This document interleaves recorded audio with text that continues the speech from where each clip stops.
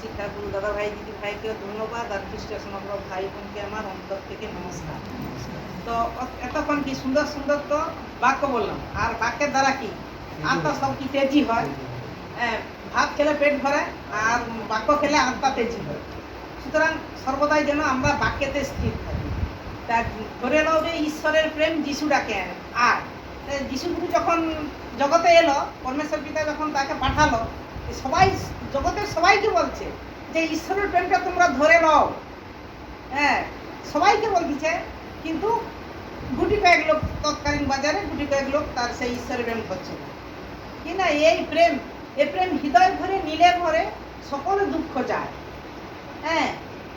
তাহলে এই প্রেমকে যে হৃদয় ভরে নিবে সকল দুঃখ যাবে। তাহলে আমরা কি এই প্রেমকে হৃদয় ভরে ধরছি না? কি না বিশ্বাসে, যে কেমন বিশ্বাস না, যিশুগুরু মৃতগণের মধ্যে হচ্ছে পরমেশ্বর কিন্তু তাকে তুলছে।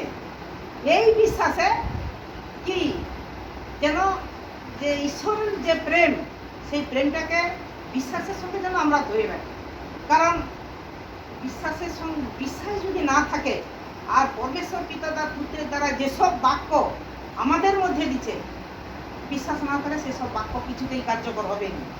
কারণ বিলাপের 3:37 বলা আছে যে প্রভুর আজ্ঞা না আসিলে কোনো বাক্য সিদ্ধ হইতে পারে না। আমাদের সব বাক্য সর্বদা কি সিদ্ধ হয়? সব সময় হয়নি। তো যদি সবসময় সমস্ত বাক্য যদি আমাদের মধ্যে সিদ্ধ হতো, তাহলে তো দাদা ভাইকে প্রয়োজনই থাকতো না। কি কিছু কিছু বাক্য সিদ্ধ হয়, যেটা জলদি প্রয়োজন। কি আমার মানে ফ্যান হাতে এই দুদিন আগে পুরা ফ্যান পড়ে গেছে, মানে আমার একটু জল দেওয়া ভুলেছে, ফ্যানটা বেশি মাত্রায় পড়ে গেছে। তাই যে পাত্রে পড়াইছি সেই করে পূর্ণ হয়েছে, আর সামনেই ঘাট, আমি ওই পাত্র মতো পুকুরে মানে ডাঙা থেকে পিকে দেবো।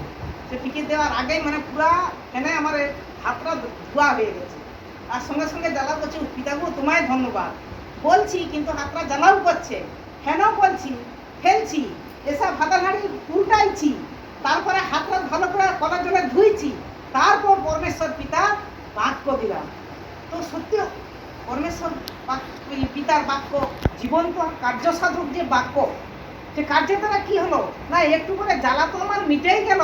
ও অনেকে তেল নুন হেনা তেনা কলগেট নেয়, আমার দেখো কিচ্ছু নেইনি, কিচ্ছু একেবারে এবারে নাথিং, কিছু নয়।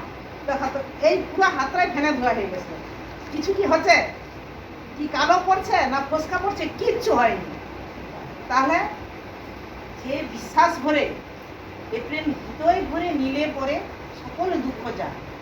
যে প্রেমটাকে সর্বদা হৃদয়ে ধরে রাখতে পারবে, তার কাছে কোনো কিছুই দুঃখ ঘেঁষতেও পারবে নি, এলেও সে পালিয়ে যাবে। ওই সে 1,36,000 ভোল্টের মতো, তার কাছকেই যেতে পারবে না, তার আগে সেটা সে তোমাকে ছুঁড়েই দিবে। তার পরমেশ্বর পিতার কি সেই যে শয়তান যখন তোমার মধ্যে কার্য করতে আসবে, সে কিছুতেই তোমাকে ঘেঁষতে আসবে না। তুমি যদি বাক্য পরিপূর্ণ থাকো, সরষার মতো নিটল থাকে তোমার বিশ্বাস, তাহলে কোনো শয়তান তোমার মধ্যে প্রবেশ করতে পারবে না। তো বলার তো বেশি সময় নেই। 15 আমি প্রকৃত দ্রাক্ষালতা এবং আমার পিতা কৃষক। আমাদের স্থিত যে কোনো শাখায় ফল না ধরে তাহা তিনি কাটিয়া ফেলিয়া দেন, এবং যে কোনো শাখায় ফল ধরে তাহা পরিষ্কার করেন, যেন তাহাতে আরো অধিক ফল ধরে। তাহলে এখানে প্রকৃত দ্রাক্ষালতা বলতে যিশুগুরুকেই বোঝাচ্ছে। 15 এবং আমার পিতা কৃষক।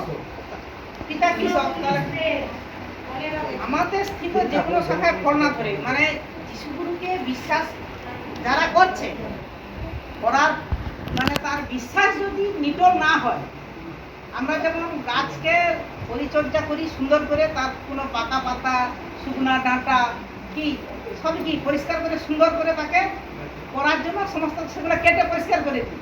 আমি যখন গাছে আম পারি, আম পরিষ্কার যখন শুকনা পোয়া থাকে ভেঙে দিই, কারণ গাছটা ভেঙে দিলে পরিষ্কার পরিচ্ছন্ন হবে, থাকবে, পোকামাকড় বাস করতে পারবে না, সেই জন্য কি পরিষ্কার করি।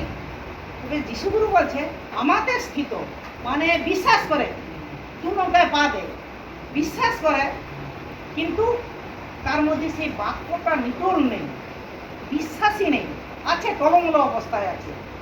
তবে সেইরকমই যদি কোনো সন্তান তার কাছে থাকে, পরমেশ্বর পিতার সন্তান, সেরকম সন্তান যদি থাকে তাহলে কি তাকে কেটা বার করে দিতে হবে। যেমন অনেকেই আসেন হঠাৎ করে অনেকেই দিদিভাইটা দেখো হঠাৎ করেই কোথায় গা ঢাকা দিয়ে দিল, এসে হয়তো দেখা যাবে পরমেশ্বর পিতা চাই হ্যাঁ অন্যের ছলনায় শয়তানের ছলনায় হয়তো বশীভূত হইয়া অন্য কোথাও গেছে।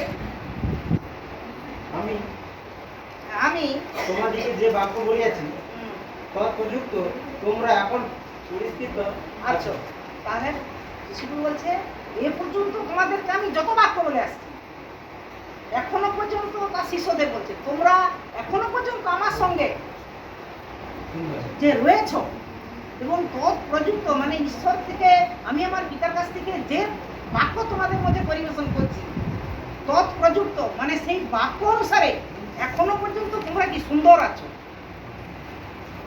আমাতে থাকো আর আমি তোমাদিগতে থাকি।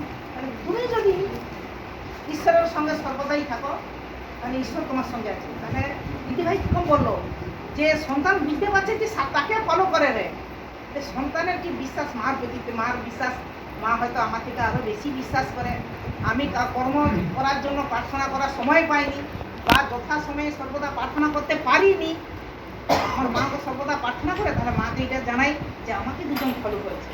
তাহলে পরমেশ্বর পিতা কি তার মার দ্বারা কি পরমেশ্বর পিতার কাছে প্রার্থনা গেল, আর পরমেশ্বর পিতা যদি সেই ওই দিদি ভাইয়ের প্রতি যদি ক্রোধ থাকে, বাক্যে বলা আছে আমি মেঘে আচ্ছন্ন করে দেবো, তোমার প্রার্থনা আমার নিকটে পৌঁছতে পারবে না,